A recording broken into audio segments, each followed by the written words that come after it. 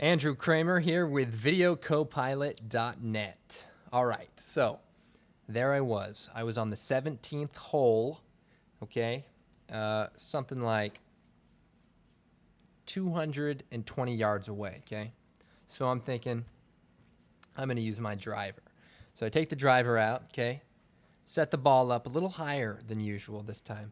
And the green is straight ahead and around the corner to the left past all these trees. So what I'm thinking is, you know, I'm going to shoot it over these trees. I'm going to get it on the green and, I'm going to get a birdie. Par 4, okay? Well, it turns out there was a little bit of wind that day. And so I hit the ball and, well, you know how there's houses on the course sometimes? Well, I hit somebody's house. You'll be happy to know that I hit another ball and just pretended like that wasn't my ball, and everything was fine. So anyway, today what we're gonna do is blemish removal. Okay, so what I have is this bride footage, and I'm gonna make a new composition by dragging it out to anywhere, basically. If you drag it out into the kind of shadow composition or down here to the timeline before composition is made, it will in fact make a composition, the length, and the size, just like the make new comp button, but it's bigger for people who are like, all right, forget about it. All right, what we're gonna do, or rather, what we're not gonna do is we're not gonna take the masking tool and we're not gonna draw this intricate mask. No. We're gonna set up a mat. So I'm going to duplicate the layer, select it, hit Control D, and over in the effects and presets, I'm gonna search for threshold. And obviously I don't have to type it all in, but I have this CC threshold RGB. And if you don't have this, you probably don't have the full version of After Effects. Oh, by the way, this tutorial can be done with version 6.52, I'm pretty sure. So anyway, take the threshold effect, drag it down to the bride medium, top one. And what we're going to do is we're going to take the green threshold and push this all the way to the top, because we're not going to really worry about that. What we need to do is make a matte that turns everything in the face red and everything that's not the face preferably black. So right about here looks pretty good. I'm going to show you why. All right, I know you guys are getting worried and you're thinking, what's going on here? So forget about that for a sec. We're going to get on to it, okay? Oh, by the way, on that hole, my second ball, I actually got it on the green, on the back of the green, and I had 3 putts to get it in. And I'm happy to say that I got a par on that hole. Anyway, back to it. We're going to select this layer, and we're going to go to Effects, Color Correction, Hue, and Saturation, and we're going to desaturate the picture so that we can use the levels, color correction levels. Notice they're in a new location, which is fine, I don't, works for me. Okay, we're going to boost the whites, the highlights, and basically turn this area white, okay? All this just to get the red to turn to white. I know. All right, we're going to make a new adjustment layer, and for those of you who don't know, an adjustment layer is a layer you apply effects to, and it in turn affects the layers beneath it. So we're actually going to move this layer below our top bride matte layer, and what we're going to do is we're going to change the track matte, and if you hit F4, if it's not up, you can toggle between different switches, which is good. So we're going to change the track matte to Luma matte, all right? And you're saying, okay, hold on, what's going on? I don't know what you're doing. Well, basically what we're doing is using this matte, okay? We're telling this adjustment layer to only affect the pixels represented by this white area. So what does it mean? Well, I will show you. If I use a levels adjustment on my adjustment layer with the Luma matte track selected, it will only affect that area. Check it out. You can also use this method to, color an apple or color a certain area, or to color correct only a certain area. It's pretty versatile. Don't just think about blemish removal. Well, for now, think about blemish removal, but just keep an open mind. Okay, that's what it does. Now, let me show you what we're gonna do. selecting the adjustment layer, I'm going to go up to Effects, Noise and Grain, Remove Grain. All right. So now in the Remove Grain settings, by the way, F3 brings up the effects control, and it's much improved, I must say. We're going to change the viewing mode to Final Output. Very nice. And we're going to change the... okay, well, before I go on, as you can see, we're already making a pretty nice change. If I toggle this on and off, it's taking care of some of those blemishes. Let's go ahead and increase the noise reduction to 1.5. Okay, because we're applying it to just specific areas, we actually can kind of overdo it a little bit. Unlike if we were to just take the layer alone, add the remove grain, and finalize it.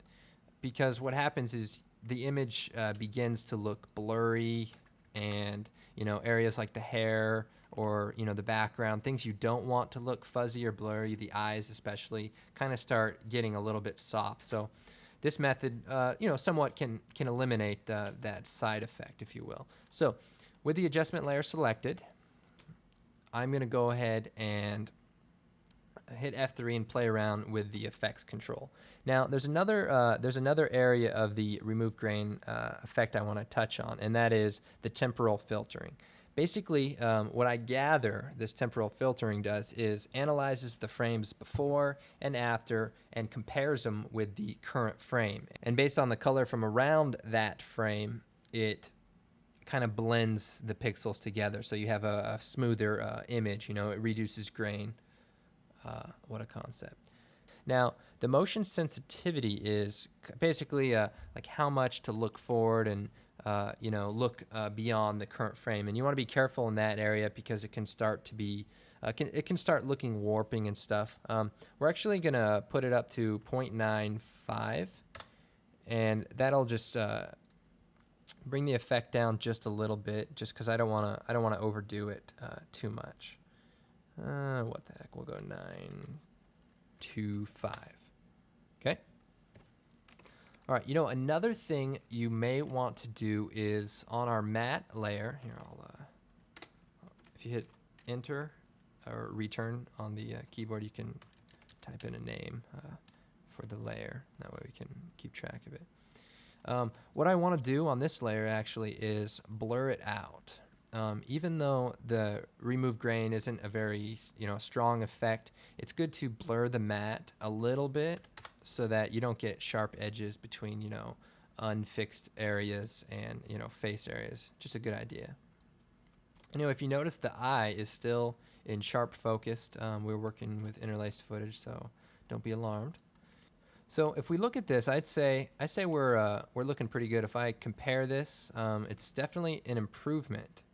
Here, let's toggle this on and off. Today was my about 7th time golfing. I'm not trying to make excuses, but it was really windy and my clubs were dirty, and I don't think I was using a high quality ball. It was cold.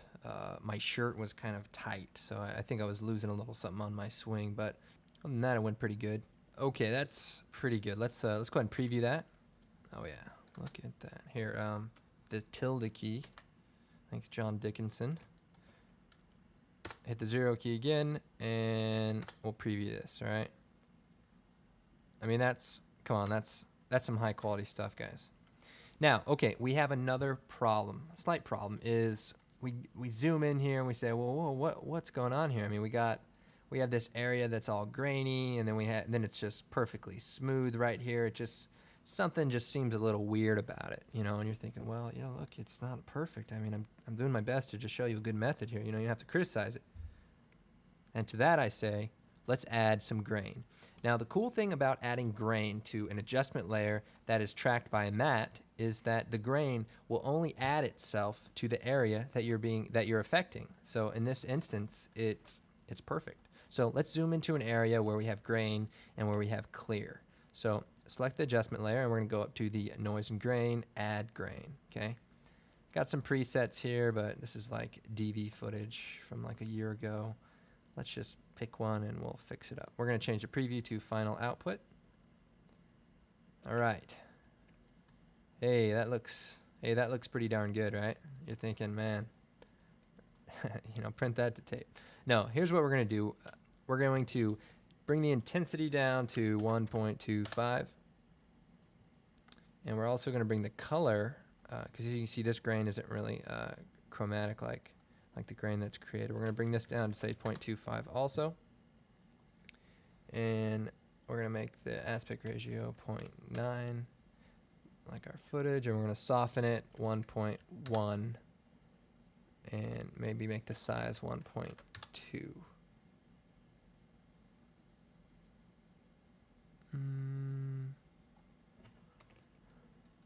It's pretty close. Let's bring the intensity down to 0.2.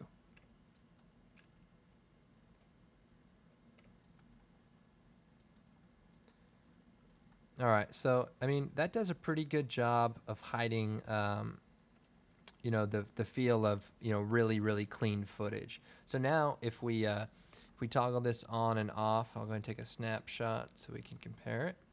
If we toggle this on and off, I mean we're really making an improvement. Without losing the detail, on the teeth, or especially the eyes. Either eye. So you can see the importance of making a good mat, but at the same time, it's very flexible and especially forgiving. So if it's not perfect or this or that, you don't have to make excuses like me. All right, now, well, thanks for watching, and I hope this tutorial helps you out, especially with the ladies, because I know it's helped me out. Oh yeah. God, I'm lonely.